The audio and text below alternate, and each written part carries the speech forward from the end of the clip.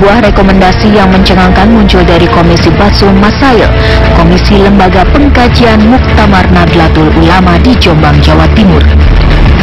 Rekomendasi tersebut memandang haram tindakan para pengacara yang membela klien yang memang bersalah. Menurut Lembaga Pengkajian NU tersebut, imbalan yang diterima dari jasa pengacara tersebut pun menjadi haram. NU menilai hal ini perlu dikeluarkan agar profesi pengacara menjadi lebih bersih dan berdasar moralitas yang tinggi.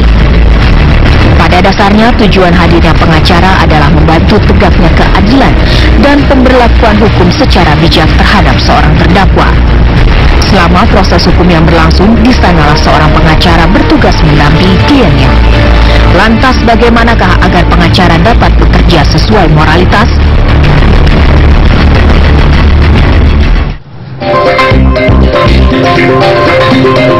Assalamualaikum, selamat malam, senang sekali apa kabar semalam kembali di hadapan Anda dengan topik yang cukup mencengangkan mungkin malam ini karena diceritakan oleh Nahdlatul Ulama, haram untuk membela koruptor hukumnya bagi pengacara atau advokat. Saya langsung memperkenalkan dua narasumber yang sudah ada di studio TV One. Sudah ada Bang Nasrullah, selamat malam Bang.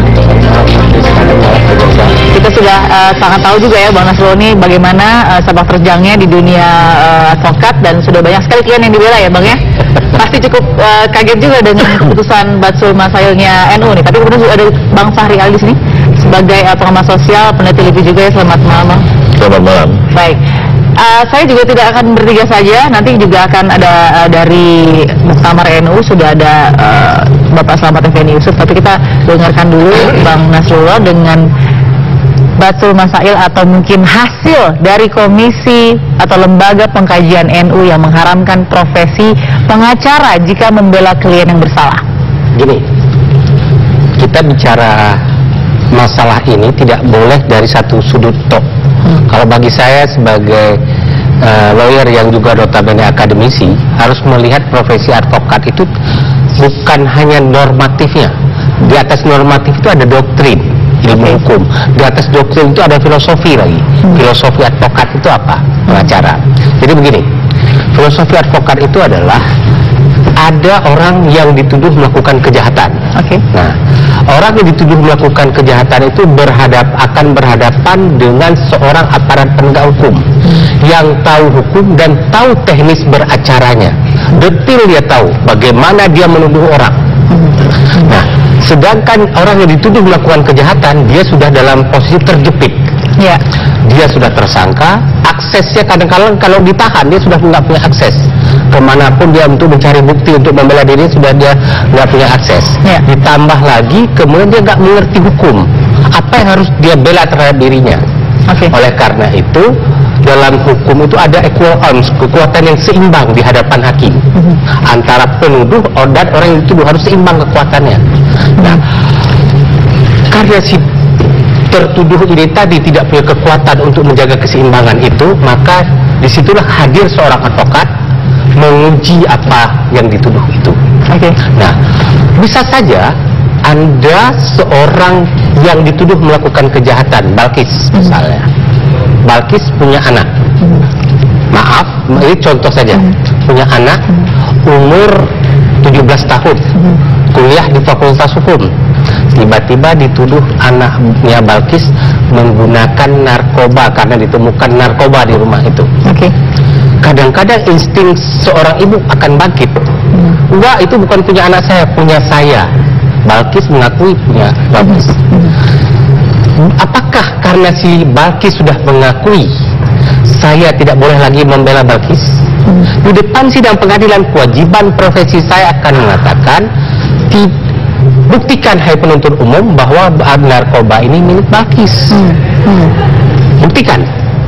Disitulah kapasitasnya masuk ya. Nah, kalaupun ternyata nanti penuntut umum tidak bisa membuktikan itu bukan punya Balkis, saya tidak mengatakan Balkis tidak menggunakan narkoba, tapi tidak bisa dibuktikan Balkis menggunakan narkoba. Beda loh. Antara Balkis tidak menggunakan narkoba dengan Balkis tidak bisa dibuktikan. Jadi profesi saya meminta penuntut umum membuktikan, dan saya akan menggunakan bukti-bukti lain yang benar, tentu dengan mencari kebenaran material, bukan dalam rangka membela dalam konteks membela yang bayar, ya. Maju tak gentar membela yang bayar, apapun yang salah pun kita bela-bela, bukan begitu. Jadi jangan pernah menganggap pengacara itu membela yang salah, tidak. Membela agar hukum tegak kepada dirinya secara baik. Nah, itu filosofinya terlebih dahulu. Nah, kemudian kan ada lagi undang-undang advokat. Orang yang sudah dituduh bersalah, cukup buktinya pun kita harus bela agar hak-hak hukum berada dalam garis yang benar. Nah, kemudian apakah kalau orang yang sudah dituduh bersalah, kemudian kita tidak boleh terima pembayaran lagi dari dia?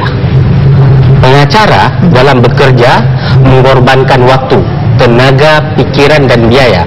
Biaya, saya ingatkan dulu biaya. Kita punya kantor, kita sewa kantor berapa per meter persegi sebulan. Punya lawyer yang harus kita kasih makan, dia punya anak istri di rumah, punya resepsionis, punya kewajiban bayar telepon. Dari mana menutupi biaya operasional itu kalau tidak dibayar oleh klien? Nah, kemudian itu kan uang haram. Masalahnya adalah kita tidak mengetahui itu uang haram apa tidak, karena dia tidak bilang, Pak, ini uang saya harus hasil korupsi saya bayar ke Bapak.